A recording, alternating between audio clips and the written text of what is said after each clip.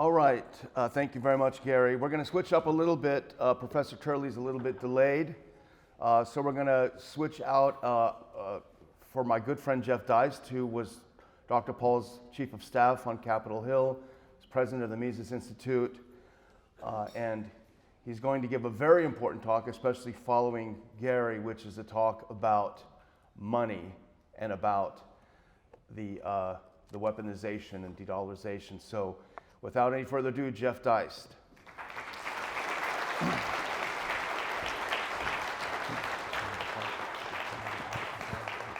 Hey guys, good morning. Thank you, Daniel. For those of you who managed to fly here yesterday, congratulations, because it is increasingly a crapshoot to do so, especially if you happen to have a connection, and double especially if you happen to be flying internationally. I don't know if you've been following this, but the number of significant delays, which are defined as more than 3 hours, has gone up dramatically, and the number of what the mainstream media calls near misses, which can be anything from a runway incident to an actual mid-air collision, have also increased dramatically just in 2023. So it's interesting when you go to the airport and you get the full gulag experience, as Mr. Haven alluded to. You know, you get the TSA prison lines, you get these power-tripping flight attendants yelling at you and the masks. You have a lot of missing pilot crews causing some of these delays. And sometimes I wonder if all this isn't a purposeful attempt to demoralize us at the airport and make us accustomed this kind of rote compliance as you walk through, so we don't complain about this obvious decline in one of the major industries in this country. There's a lot of things in decline that we're not supposed to notice or complain about. But you know, hey, the airlines only received $54 billion in taxpayer stimulus in 3 tranches during COVID. So for 18 months, they were paid. They made payroll. They were paid not to fly airplanes around. They're supposed to fly airplanes from point A to point B, but they were paid not to do so, which is an awful nice industry to be in. Because if you had a restaurant in your town, I don't think you were paid by taxpayers to close your restaurant and not serve food. So this $54 billion allowed them to make payroll. And they actually came out of this, if you go and look at it. The major U.S. carriers came out of the pandemic with more cash, the cash portion, more cash on their balance sheet than before the pandemic. That's a nice business to be in if you can get it. So these dollars that they got magically, I'll call them political dollars, are actually our topic today. And it's an important topic. But first, I would just like to say a few words about Dr. Paul. You know, sometimes it's amazing to see how the seeds he was planting back in 08 and 12 have sprouted. And sometimes this happens in unusual ways. It takes a long time. You know, people used to talk about how Barry Goldwater, who lost very badly, of course, was actually planting the seeds for Ronald Reagan later on. And some people talk about Pat Buchanan back in '92 running, and that planted the seeds later on for Donald Trump. And I think there's some truth to this. But there's so many seeds that Ron planted. You know, this rich men north of Richmond guy who disappointed me. I thought he would just sing the song, put it on YouTube, go away. But he couldn't resist, and now he's doing all the stuff he shouldn't be doing. But there's that line in the song, you know, your dollar ain't shite. And I thought to myself, wow, you know, that's Ron Paul coming through. Ron made inflationism and the Fed, he turned these into populist issues. I mean, 30 years ago, nobody talked about monetary policy or the Fed. Everyone was totally deferential to these guys. Even amongst economists, monetary policy was this sort of wonkish backwater specialty. And then Ron came along, and now we're talking about it, which is absolutely amazing. But it's not just the Fed and monetary policy. It's non-interventionism, it's peace, it's civil liberties. He turned all kinds of things into populist issues. And I think we see the threads of this in all kinds of things. We see it a little bit in Vivek, who I don't trust at all, but you know, nonetheless, his pharmaceutical background was really scummy. Check it out. He turned a company with an IPO of 300-something million with 7 employees, including his mom, into a $3 billion valuation out of thin air, took the parent company, sold the stock, made himself very wealthy, a centimillionaire, perhaps a billionaire in the process. And then poof, the drug didn't work out. Turns out it didn't cure Alzheimer's. The company folded, and that $3 billion in magic valuation went away. But Mr. Ramaswamy, however, is a wealthy guy. So I don't like people who game either the Fed casino or the FDA casino. But he's obviously very bright and very talented, and heck, I'd take him over Joe Biden. But you see it, you know, I mean, you see Ron Paul and Javier Milei, the phenomenon down in Argentina. I think you see it in Bitcoiners. I think you see it in Maxime Bernier up in Canada. You see it in people like these crossover audiences like Glenn Greenwald, and Tucker Carlson and Jimmy Dore. So I think this is really positive. And as for RPI itself, you know, just such a tremendous organization. You know, if you happen to see any of that execrable GOP debate the other night, you know, it's just nauseating. And so it's basically just the villains have changed. Instead of talking about Iraq and Afghanistan, they're talking about Taiwan, you know. So these people, these neoconservatives, they cannot adjust their worldview to reflect reality. They're incapable of it. And on top of it, they have zero principles. Okay, so what's the word for people who don't believe in reality and have no principles? Sounds a lot like progressives. So I guess the horseshoe theory is alive and well. They both share this mania for perfecting humans. We need some universal political arrangement for the whole world, social democracy. And of course, what we desperately need is the opposite. We need localism, we need markets, we need private property, we need real money. But thankfully, there are millions of Americans who increasingly disagree with these clowns. And I think RPI plays a big role in this as a counterpoint. And you know, in DC, I spent some time here. There's all these countless grifting. There's these think tanks and NGOs and nonprofits and foundations and student organizations and activist groups. And they're all littering the Beltway, and they're all compromised. They're all part of the sick game. And they like to talk about which side of the aisle they're on, but it really doesn't matter at the end of the day. And this grift extends out. I mean, Trump's campaign is bringing in millions and millions of dollars, and they're going straight to pay his legal bills. I mean, little old ladies are sending Donald Trump $100 so he can pay these lawyers. And increasingly, he doesn't even have lawyers. Nobody will represent him because lawyers are being leaned upon heavily in this lawless country we live in. A lot of people are sending money from Fox News to groups with Patriot in their name, stuff like that. It is a grift, you know, and it's on the left too. I mean, the Soros Fund put $180 million into the 2022 election cycle. So there's all these groups, there's all these organizations, but RPI is different. It stands apart. And so even these organizations that are not in DC, they tend to be of DC, if you know what I mean. That tends to be their core. And if you look at how the people on the left and right in the political class, the so-called left and right, if you look at how they actually live, the neighborhoods, the kind of restaurants they go to, what they do all day, they're actually awfully similar. And so Ron Paul stands apart. Ron Paul's audience is not what we came to know during COVID as the laptop class. That's not Ron Paul's audience. You're his audience. We used to call them Luftmenschen, the great German term, people of the air. Well, we're interested in people of the ground. Okay, people of the air have had their day. And so Daniel and company, they really walk the walk. Adam Dick, Chris Rossini, they don't just talk the talk. And when they stand against empire, they don't just mean that they're against interventionism and war, which of course are very important things to be in. But RPI is also against the broader things, the geopolitical, this cultural hegemony which the United States attempts to assert over the whole world with the carrot and the stick. Foreign aid, propaganda, fake support for democracy or this latest color-coded revolution. You know, we export our degraded pop culture, we export pharma, crony capitalism, Orwellian tech, all this stuff, and RPI really stands against all of it. And that's why I think RPI is one of the most important organizations in the country. And you notice they're also one of the smallest because everything good and beautiful and true and important is always happening on the margins. Right? I think that's just a universal. So enough about RPI. Back to our topic at hand, the dollar. Wow.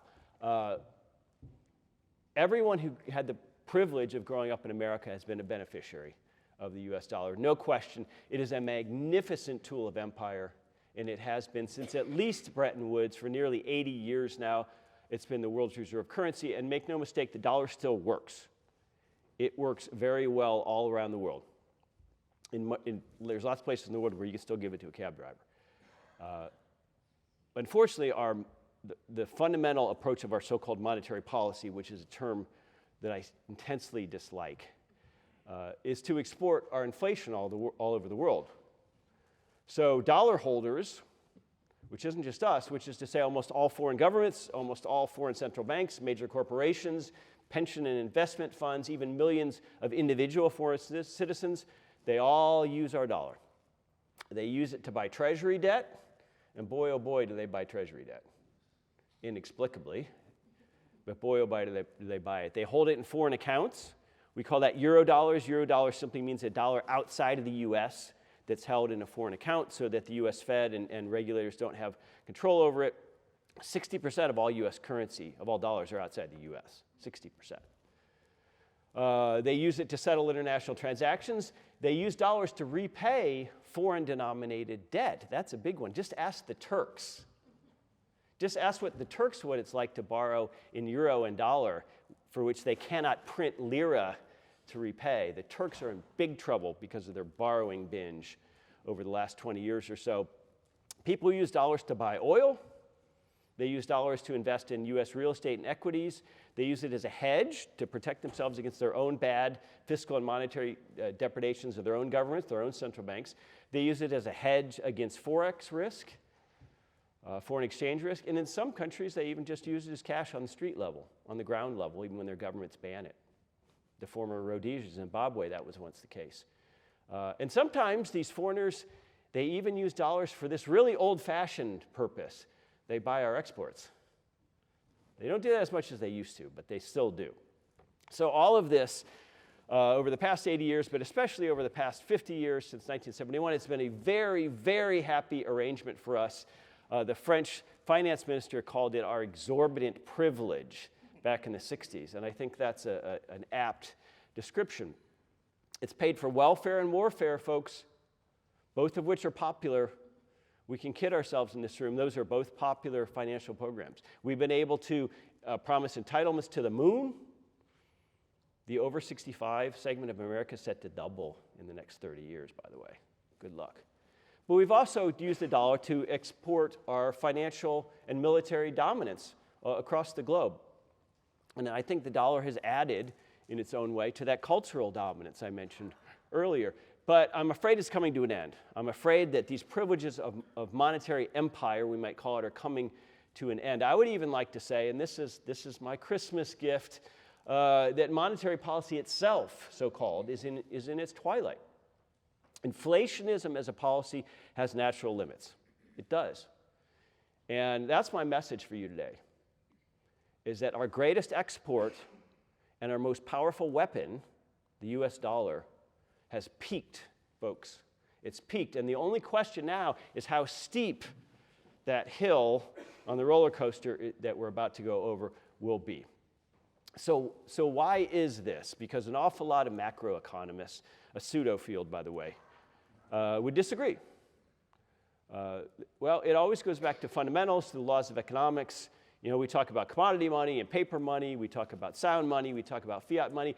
I make a little different distinction. I like to talk about political money versus market money. Those are really the two different kinds of money. Money that's provided by governments and money that's provided by the marketplace. That's the real distinction.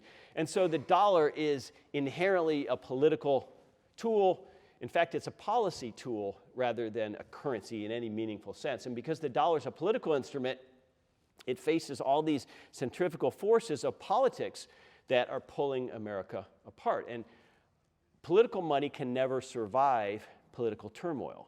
So the dollar and our politics are inextricably linked. They're not somehow separated. Our political class either doesn't get this or just doesn't want to get this and wants to milk this a while longer. So they simply deny some of the basic truths that apply to money just as they apply to any other good or service which can or ought to be provided by the private sector. First of all, money's a commodity. It's an economic good that should be produced by markets. We don't need money, we don't need government to produce money any more than we need it to produce houses or food or energy or shoes or anything else. And unlike other economic goods, more money and credit alone don't make society richer. More oil, more gold, more commodities, more bushels of wheat, that actually makes us wealthier. More money doesn't. Only more stuff, more actual goods and services produced makes us wealthier. More money and credit doesn't do that. This is an enduring myth in American life, however. The political class denies that interest rates aren't policy tools. They're not little knobs and dials to be adjusted. They're supposed to be something that arise naturally in the marketplace. Some people save, some people borrow. There's supply and demand for both. They meet in the middle. Interest rates form without the help of our brilliant friends at the central bank. Nobody can plan this. Nobody can know this. No group of people can plan or know this, including the money supply itself. It's ultimately futile and harmful to try to set interest rates or determine the proper money supply.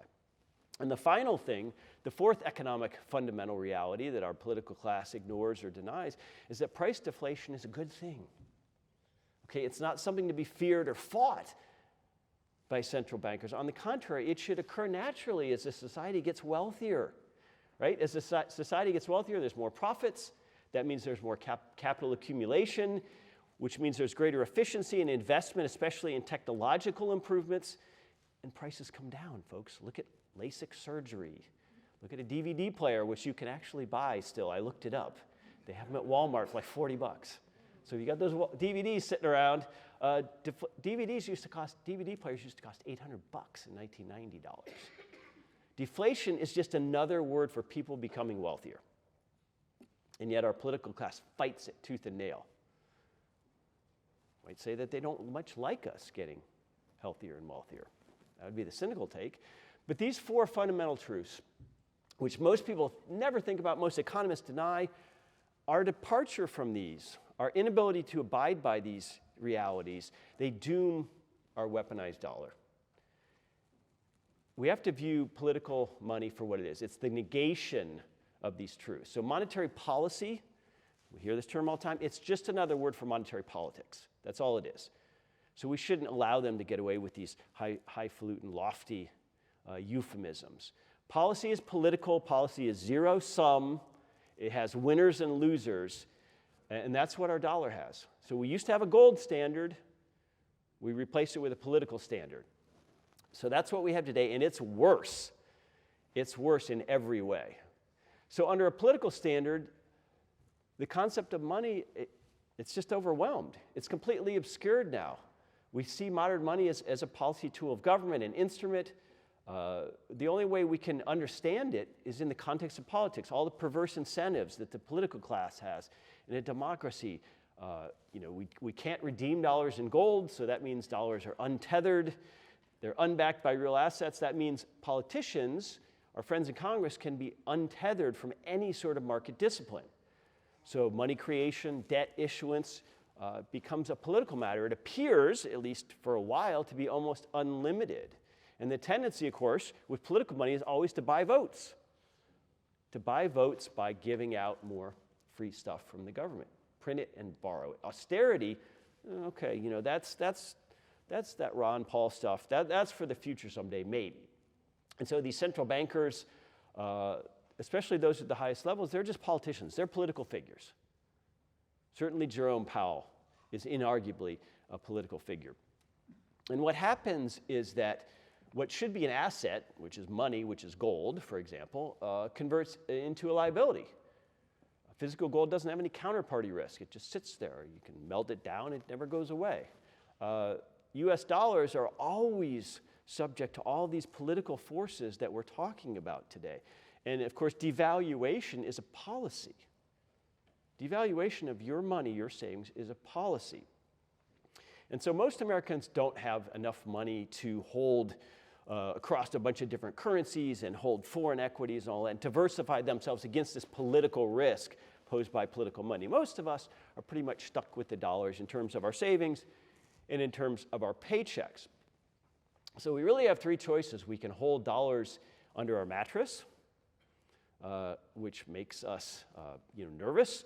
We can hold them in banks, but then we're just a creditor to the bank. You don't own your dollars in a bank account. The bank can close, it can shut down and tell you to wait. Or you can hold U.S. debt, U.S. Treasury debt, but that just makes you a creditor to the Treasury itself. So political money, it's funny. I'm pretty active in Bitcoin circles. I'm not as sold. I'm not a Bitcoin maximalist as they say. But at any rate, which is a little funny for a gold guy. But we have all this confusion about what money is. We don't even know what money and debt are anymore.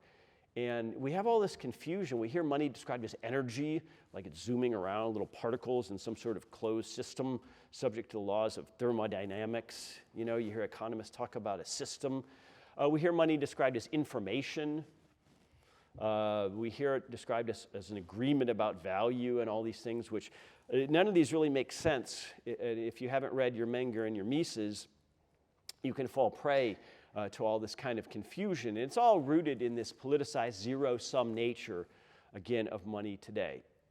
So until average normies understand that more money and credit doesn't make us wealthier, it doesn't produce any new goods or services, doesn't make for a more productive economy, until we overcome this myth, we're in deep trouble. Much smarter people than me have been talking about the death of the dollar, the demise of the dollar for a long time, and especially since 1971, the aforementioned year that shall live in infamy with Mr. Nixon.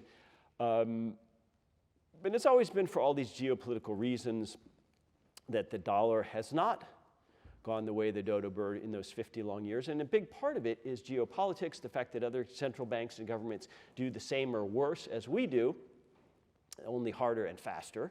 And that, Uncle Sam also has this pretty big, bad U.S. military force that the rest of the world would perhaps not like to come in contact with. So those, the dollar has been propped up. But what I would like to say today is that I don't think the dollar is going to fail and lose its dominance because of de-dollarization. Particularly, I don't think this BRICS proposal to have an alternative currency, perhaps backed by gold, I don't think that that's going to materialize anytime soon. The BRICS countries obviously just met in South Africa. They've added some real players I will say they've added Saudi Arabia, UAE, Egypt, Iran, Argentina, Ethiopia. So they've added some weight to their arrangement. The BRICS countries now account for about 43% of all oil, about 40% of the world's GDP. But the problem is that 90% of international trade is still conducted in US dollars. And they have a long way to go. And the idea of the BRICS countries using gold to back their currency, at least at the outset, they're just talking about a trading currency between those countries' governments and central banks, not an actual day-to-day retail currency for their citizens. But when we look at these countries, they haven't been disciplined in their own fiscal and monetary policies. Where are they suddenly going to find this ability to not outspend what they could redeem in gold? I don't think that's forthcoming. Also, where is this gold going to be held? Do Russia and China and India and Brazil, do they trust each other to send it into some central clearinghouse? Probably not. So they'll probably just hold it in their own vaults and use accounting to determine who has what. But I just don't think they have the fiscal and discipline to do this anytime soon. So it's not the BRICS that I think we should all be worried about when it comes to our dollars. We're going to do it to ourselves, folks. There's no question about it. The end of dollar supremacy will be due to politics. It'll be due to our internal domestic policies, our inability to control political money, our inability to spend wildly beyond, our inability not to spend wildly beyond what Uncle Sam takes in tax revenues each and every year. We're addicted to this. We're addicted to cheap money and credit as a political matter. So I'm going to wrap up with this over the next few minutes. I'm kind of trying to describe how does all this happen. What's the process by which the US dollar loses its reserve status? Well, it sounds crazy, I know that. If you were in a cocktail party in Georgetown in 1985 or in Moscow in 1985, and you had predicted the fall of the former Soviet Union just a few years later, you would have been laughed out of that cocktail party, and people would say that you were crazy and that could never, ever happen. So I would say that something very similar is afoot with the dollar. It's going to fall, and it's going to fall slowly, then all at once, as they say. And it's very simple. Higher interest rates, which are our new reality, they create problems the Fed just can't solve. And we fail to understand this sea change that's happening right in front of us. For 40 years, since about 1982 to 2022, interest rates in this country, and across the West, as a matter of fact, did nothing but go down. It wasn't always linear, but they went down and down and down for 40 years. In 1981, they peaked. The Fed rate, the rate the Fed tries to set for banks to lend each other overnight, went to 20% under Paul Volcker in 1981. That was the peak, and they just went down and down and down for 40 years. But even with that, even at the Fed rate today of about 5.5%, that's at the low end of the historical average, which is basically 5 to 8%. So here's the thing. When Paul Volcker raised rates to 20% in 1981, the total U.S. federal debt was $1 trillion. Pretty easy to pay interest on debt when you owe $1 trillion instead of $32 trillion. Even if we fast forward to the global financial crisis of 2008, total federal debt was $10 trillion just in 2008. We tripled it, more than tripled it since then. If you look at global debt at every level, government, sovereign, corporate, household, individual, every kind of debt that exists on Earth, it was about 140 or 150 trillion just in 2008 during the global financial crisis. It's doubled to 305 trillion since then. How does everyone pay higher interest? How does everyone pay 7, 8, 10, 12% interest on a body, an underlying principle that more than doubled? So rising interest rates almost guarantee doom for the dollar, okay? All those years that interest rates were going down, we lived it up. We got used to it. Americans responded rationally to this incentive. They borrowed more and more. They bought bigger houses, nicer cars, better vacations. They sent their kids to more expensive colleges. Whoops. Businesses, hey, they loaded up on, why not, deductible debt. M&A deals went through the roof. 5 or 7 parts debt to 1 part equity? Okay. Why not play roulette with house money? We've had it so good for so long that we are historically illiterate. We don't know basic economics. All these economists under 40 years of age, let's say, who went to Wharton and Stanford and Yale and Oxford and all these schools they go to, why should they understand anything about the world? All they've ever known is cheap money, their whole careers. The baseline cost of capital has been less than 3% for their whole careers. So all they know is everything goes up and up and up because projects, everything makes sense on paper when you can go borrow at 1 or 2%. Again, other people's money. But then 2022 came along, and Mr. Powell decided to start raising rates, and he decided to do so precipitously. And we have seen already, I wouldn't say tremors, I would say something stronger than that. Not an earthquake, but serious tremors in the banking sector right here in the United States.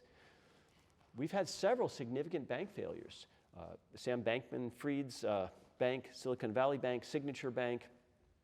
We've had a few other big ones in California. And you got to understand, this was not because these banks were engaged in buying risky assets like banks were doing back in the go-go years of the 2000s. No, they were just holding U.S. Treasuries. That's what banks are supposed to hold. But the problem is all those Treasuries were issued in their portfolios when Treasuries were paying 1 or 2%.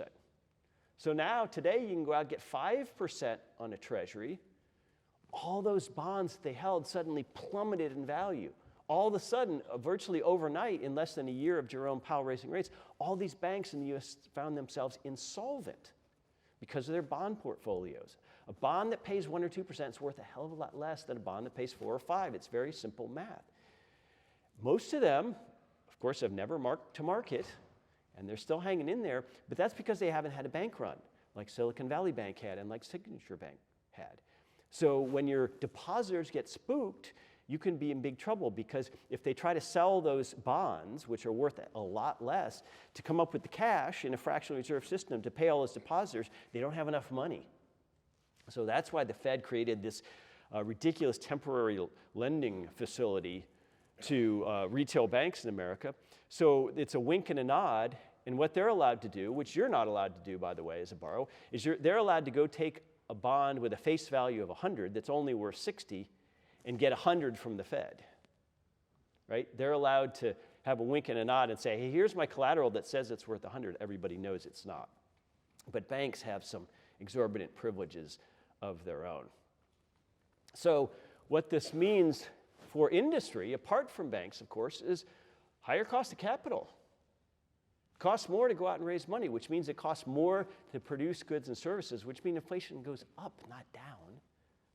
Supply is restricted when the cost of capital goes up. This idea that you raise interest rates to kill inflation, well, if everybody goes broke and sits at home and doesn't buy anything, I guess that's maybe one way to bring prices down, but it reduces production, it lowers supply, and it hurts the marginal firms, the firms that are just barely getting by, the firms that need to borrow money to operate. Those are the firms that get hurt. And guess who doesn't need to borrow money, who has tons of cash on their balance sheet? The Walmarts, the Googles, the Apples, the Amazons. The rich get richer. And not only do they not need to borrow, they're going to snap up assets on the cheap when all these ailing companies start to go bankrupt.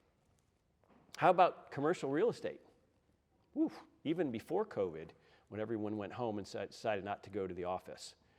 Even before online shopping like Amazon started to dominate and kill all the retail stores.